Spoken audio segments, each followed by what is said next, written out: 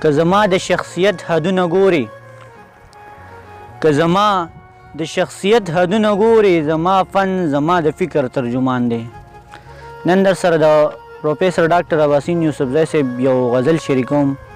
هیله لرم چې خوښ به مو شي. غزل داسې دی چې درد می خوري درمانه تا ته څه پته، درد می خوري درمانه تا ته څه پته، و ساده جانانه تا ته څه پته، درد می خوري درمانه تا ته څه پته، و ساده جانانه تا ته څه پته،